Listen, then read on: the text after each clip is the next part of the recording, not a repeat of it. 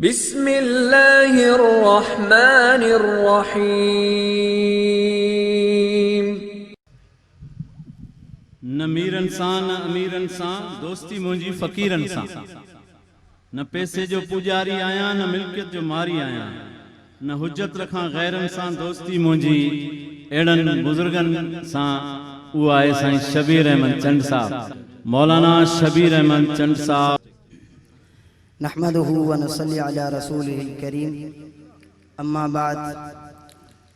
असांजे इन महफ़िल जा मोर मुख्य मेहमान सर ज्ञानचंद ईसराणी साहब ऐं ॿिया मेहमानाने गिरामी ऐं मुअज़्ज़िज़ हाज़रीन, अॼोके इन महफ़िल जे अंदरि असांखे ॿ ख़ुशियूं ॾिसण में अचनि थियूं।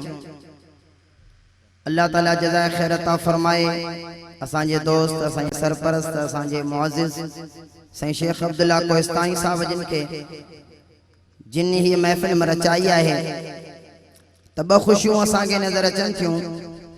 हिक ख़ुशी त इज्तिमाई शादी जंहिंमें केतिरा ग़रीब अॼु पंहिंजी ख़ुशियुनि जूं झोलियूं भरे हितां वेंदा, केतिरियूं नियाणियुनि जा ॿार लथा। ऐं ॿी ख़ुशी मूंखे इंतिहाई थी आहे त असांजे इन इस्लामी शादीअ जा मुख्य मेहमान साईं ज्ञानचंद ईसराणी साहब ऐं ॿिया उन्हनि जा अहबाब आहिनि। अल्लाह ताला सभिनी खे जज़ाए ख़ैर अता फ़रमाए। मुंहिंजा दोस्तो, अॼोको ही पैगाम, अॼोको ही प्रोग्राम, अॼोकी ही महफ़िल असांखे इहो सबक़ बि सेखारे त इस्लाम अमन जो पैगाम ॾिए थो, इस्लाम अख़ुवत ऐं भाईचारे जो पैगाम ॾिए थो। इस्लाम दहशतगर्दी, इंतिहा पसंदी खां पाक मज़हब आहे। इस्लाम जे अंदरि सभिनी जा हुकूक आहिनि।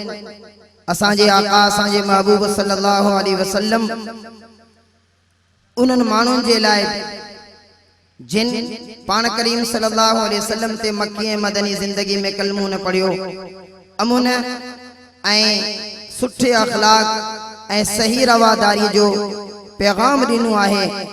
नबी करीम सल्लल्लाहु अलैहि वसल्लम जी ज़िंदगी ऐं तालीमात ते गौर कंदा त अखलाकी ज़िंदगी में, मुआशरती ऐं मामलाती ज़िंदगी में जेके पैगाम असांजे महबूब ॾिना, उन्हनि में मुस्लमाननि जो लफ़्ज़ घटि आहे, इंसान जो ज़िक्र वधीक आहे।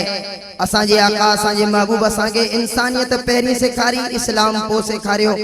हिकिड़ो मिसाल अव्हांखे पेश कयां, मन युमिनु बिल्लाहि वल यौमिल आखिर फला युअदी जारा औ कमा क़ाल।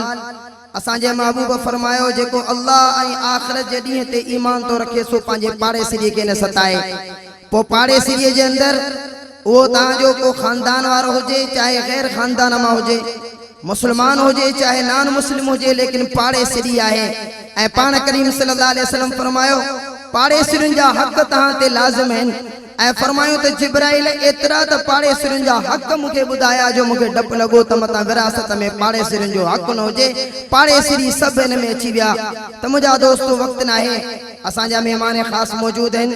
हाणे तव्हांजो ही प्रोग्राम इंशाअल्लाह पुॼाणी ते पुॼण वारो आहे। आऊं इंतिहाई थोराइतो आहियां असांजे साईं ज्ञानचंद ईसराणी साहब ऐं थाना बुला खान जी ॿी बिरादरी जो, जिन असांजे इन प्रोग्राम जे अंदरि असांखे एज़ाज़ बख़्शियो ऐं मुस्लमाननि खे इज़त ॾिनी। उम्मीद आहे त इंशाअल्लाह असां सभु इंसानी भाउ आदम अलैहिस्सलाम जो औलाद आहियूं, गॾिजी ज़िंदगी गुज़ारींदासीं।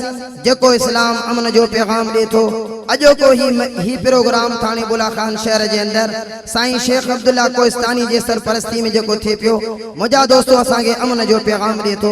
वाखिर दावाना अनिल हम्दुलिल्लाहि रब्बिल आलमीन।